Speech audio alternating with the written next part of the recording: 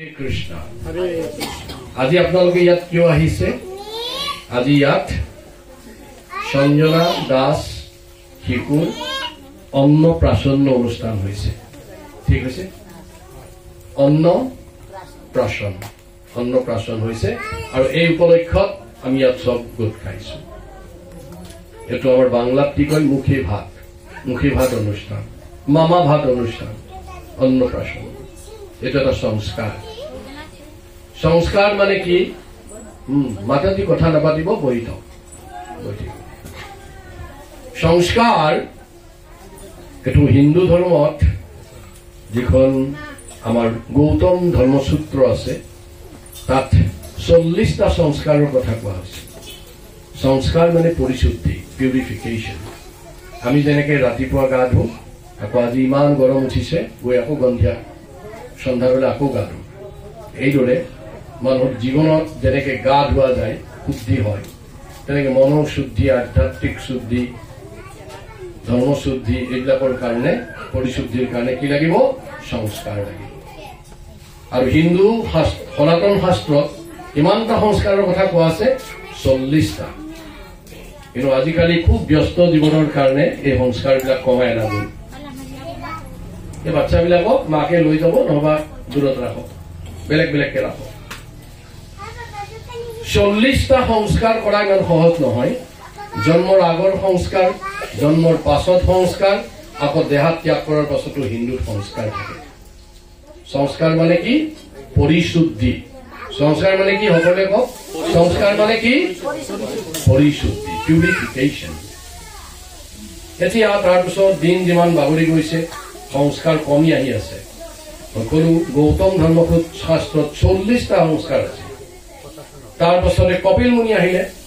কপিল মুনিয়ে তেওঁৰ শাস্ত্ৰত সংস্কাৰ কমাই দিলে। কিমান কৰিলে? 16টা সংস্কাৰৰ কথা দেখিছে। কিমান? 16টা সংস্কাৰ।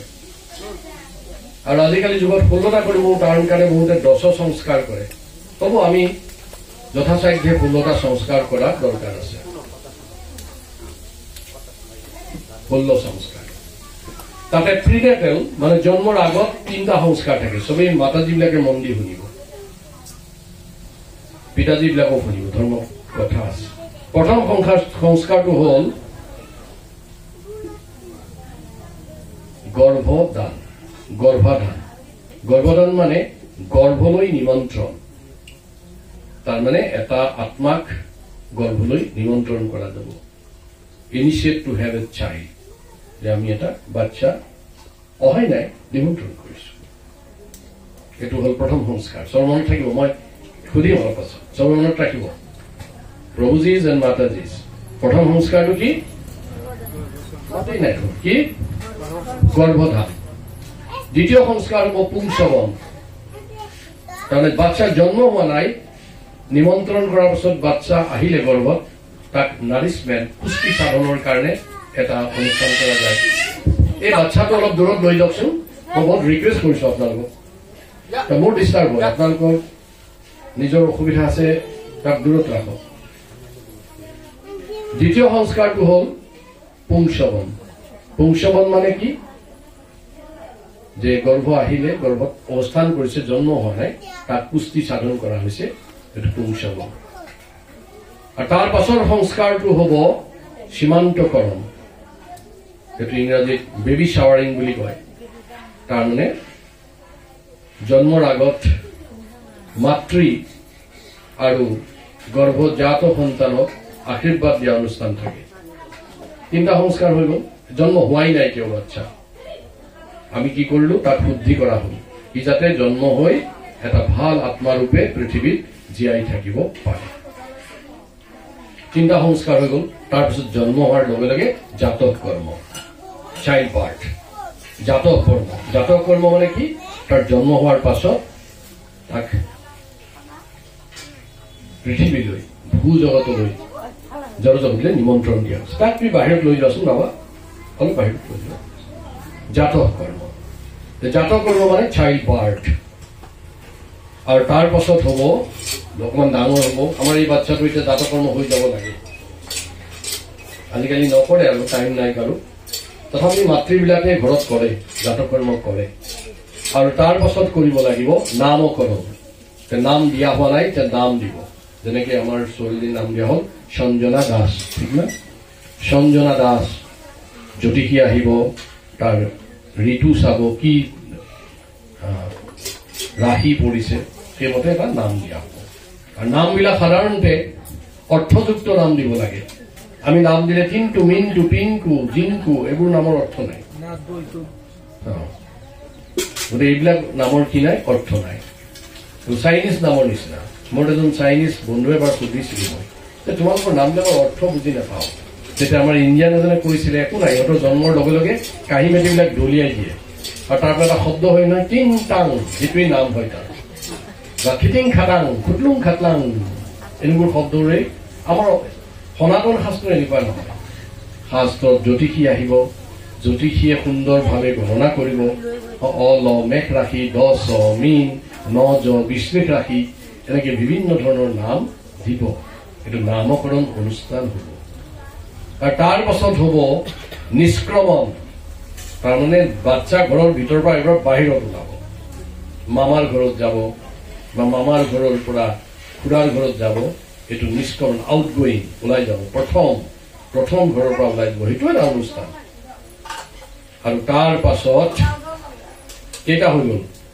গৰ্ভদান পুংসৱন সীমান্তিকৰণ জাতক কৰ্ম নিষ্ক্ৰমণ আৰু তাৰ পাছত আজিৰ অনুষ্ঠান অন্নপ্ৰাশন মানে ফাৰ্ষ্ট গোটা বস্তু আজিৰ পৰা শিক্ষা হ'ব এইটো নাম কৈছে অন্নপ্ৰাশন এই বিষয়ে আলোচনা কৰিম তাৰপিছতে অন্নপ্ৰাশনটো হৈ যোৱাৰ পাছত চূড়াকৰণ হ'ব তাৰ চুলিবিলাক কাটা নাই এই চুলিবিলাক কাটিব ঘূৰাই দিব এইটো নাম কি চূড়াকৰণ চেভিং ফাৰ্ষ্ট চেভিং হেয়াৰ কাট আৰু তাৰ পাছত ল'ৰা হওক ছোৱালী হওক কাণ ফুটাব লাগে ইয়াৰ লোভ যিটো থাকে লোভ তাত এটা ফুটা কৰি দিব নামটো কি কৰ্ণভেদম কৰিব কাণত ভেদ দিব সেইটো আগৰ দিনত চবেই কৰিছিলে মতা মানুহ মাইকী মানুহ চবকে আমাৰ কৰি দিছিলে সৰুতে এটা বন্ধ হৈ গৈছে আৰু কৰ্ণভেদ ইয়াত আচলতে এটা এটা কি পিন্ধিব লাগে ৰিং পিন্ধিব লাগে আপোনালোকে যেতিয়া চিৰিয়েলবিলাক চাই দেখিব ৰামে পিন্ধে হয় ন লক্ষ্মণে পিন্ধে কাণত কৃষ্ণই কাণত পিন্ধে কুণ্ডল পিন্ধে না কৰ্ণত কুণ্ডল তোমাৰ মাথে ময়াৰ পাখি গলে বনমালা জলে এই যে কাণত কুণ্ডল পিন্ধে কোনে কৃষ্ণই সেইকাৰণে দেখাত ধুনীয়া কুণ্ডল পিন্ধে হিমাতা যিবিলাকে পিন্ধে আমাৰ আইতাহঁতে ইমান ডাঙৰ কুণ্ডল পিন্ধিছিল মাজেদি পেইন পাৰ হৈ যায় ডাঙৰ ডাঙৰ কুণ্ডল পিন্ধিছিলে কৰ্ণ ভেদ কৰি দিছে চবেই কৰ্ণটো এবাৰ পৰা ভেদ কৰি ল'ব যি কৰা নাই এবাৰ কৰি ল'লে হ'ল কৰ্ণ ভেদ কেইটা হ'ল 9টা হ'ল 10 নম্বৰটো হ'ল বিদ্যাৰম্ভ তাৰ আগলৈকে আচলতে একো পঢ়াব নালাগে আমাৰ উস্তাদি কৰি সৰুৰ পৰাই A for apple B for baby C for cat D for dog পঢ়ায় আৰু সি ডাঙৰ ডগ এটা হয় DOG কি ডগ সেইটো উল্টাই দিলে কি হৈ যায় GOD কি ডগ উল্টাটো কৰিব লাগিব দৰকাৰ নাই তাক ABCD পঢ়াব সি নিজে পঢ়িব নহয় ডাঙৰ বেছি উস্তাদি কৰি 3 বছৰতে মূৰটো নষ্ট কৰিব দৰকাৰ নাই যথা সময়ত সি সেইবিলাক পঢ়ি ল'ব তেতিয়া বিদ্যা আৰম্ভ এটা অনুষ্ঠান হ'ব বিদ্যা আৰম্ভ মানে just to acquaint with the alphabets এনেকুৱা নহয় সি বহুত কিবা কিবি পঢ়ি ল'ব নহয় জাষ্ট কটোৰ চুক কেইটা এইটো হলে ক হ'ব এইটো হলে এ হ'ব এইটো হলে বি হ'ব এইটো হলে আলিফ বে তে জিন হ'ব মুছলিমৰ তো এনেকুৱা আখৰবিলাক পঢ়িব শিকিব ঠিক না এইটো হ'ল বিদ্যাৰম্ভ আৰু বিদ্যাৰম্ভৰ পাছত উপনয়ন হ'ব উপনয়ন মানে স্কুললৈ যাব উপ মানে হ'ল ওচৰত নয়ন মানে চকু চকুৰ ওচৰলৈ যাব চকু কোন কৃষ্ণ গুৰু চক্ষুৰ উৰ্মিলিতম য়েন তস্मै শ্ৰী গুৰৱে নমঃ যি চকু খুলি দিব তেওঁৰ ওচৰলৈ যাব উপ মানে ওচৰলৈ যাব নয়ন মানে চকু চকুৰ ওচৰলৈ যাব আৰু চকুৰ ওচৰলৈ যাওঁতে ল'ৰা হলে তেওঁক এডাল উপবীত ধাৰণ কৰাই নিব যজ্ঞ এটা পাতিব যজ্ঞ উপবীত ধাৰণ কৰি যাব আৰু ছোৱালী হলে গুৰুকুললৈ যাব উপনয়ন entrance into the gurukul entrance into the school স্কুললৈ যাব কেইটা হ'ল হিচাপ ৰাখিছে কোনোবাই 11টা হ'ল আৰু তাৰ স্কুলত যোৱাৰ পাছত বেদ আৰম্ভ কৰিব বেদ মানে পঢ়া শুনা জ্ঞান আৰম্ভ কৰিব ষ্টাডি আৰম্ভ কৰিব ষ্টাৰ্ট লাৰ্নিং বেদ উপনিষদ পুৰাণ এইবিলাক পঢ়িব গুৰুৰ ঘৰত আৰু তাৰ পাছত 13 নম্বৰ অনুষ্ঠানটো হ'ব কেশান্ত প্ৰায় 16 বছৰ বছৰত তাৰ এইবিলাক গজিব দাড়ি হেয়াৰ্ছ হ'ব ফেচিয়েল হেয়াৰ্ছবোৰ কাটি কেশান্ত হ'ব কেশান্ত মানে এইবিলাক যে থাকে দাড়ি চুলিবিলাক কাটি চফা হৈ যাব তাৰ আগলৈকে দাড়ি চুলি হাত দিব নাপায় এইটো কেশান্ত অনুষ্ঠানৰ পাছত আৰু ছোৱালীৰ ক্ষেত্ৰতো কেশান্ত নহয় তেওঁলোকৰ ঋতু শুদ্ধি হয় পিউবাৰ্টি এটেণ্ড কৰিব ঋতু পাব আৰু তেওঁলোকৰ ঋতু শুদ্ধি কৰিব ছোৱালীৰ ক্ষেত্ৰত 13টা অনুষ্ঠান 14 নম্বৰটো হ'ব তেওঁলোকে পঢ়া শুনা কৰিব গ্ৰেজুৱেট হ'ব গতিকে গ্ৰেজুৱেট চেৰিমনি কনভোকেশ্যন এইটো হৈছে সমবৰ্তন অনুষ্ঠান ৰাখিব আৰু সমবৰ্তনৰ পাছত তেওঁলোকৰ বিবাহৰ যোগ্য হৈ উঠিব বিবাহ দিব আৰু বিবাহ কৰি তেওঁলোকৰ জীৱন শেষ কৰিব গৃহস্থ জীৱন শেষ কৰি যেতিয়া ইহ সংসাৰ ত্যাগ কৰিব তেতিয়া শেষ অনুষ্ঠান এইটো মৃত্যুৰ পাছৰ অনুষ্ঠান দেহা ৰাখাৰ পাছৰ অনুষ্ঠান অন্ত্যেষ্টিক্ৰিয়া কৰিব ইমান সুন্দৰ এটা ব্যৱস্থা সনাতন শাস্ত্ৰত ইমান সুন্দৰ এটা ব্যৱস্থা আছে জন্মৰ আগৰ পৰা জন্ম হোৱাৰ পাছৰ পৰা মৃত্যুৰ পাছলৈকে একেবাৰে সংস্কাৰেই সংস্কাৰ মানে মানুহজন বেয়া হোৱাৰ কোনো স্কোপেই নাই it is impossible for someone to be unpurified যদিহে সংস্কাৰবিলাক পালন কৰে সেইকাৰণে সংস্কাৰবিলাক পালন কৰাৰ কি আছে বহুত গুৰুত্ব আছে এতিয়া আজিৰ অনুষ্ঠানটো সম্পৰ্কে অলপ কওঁ অন্নপ্ৰাশন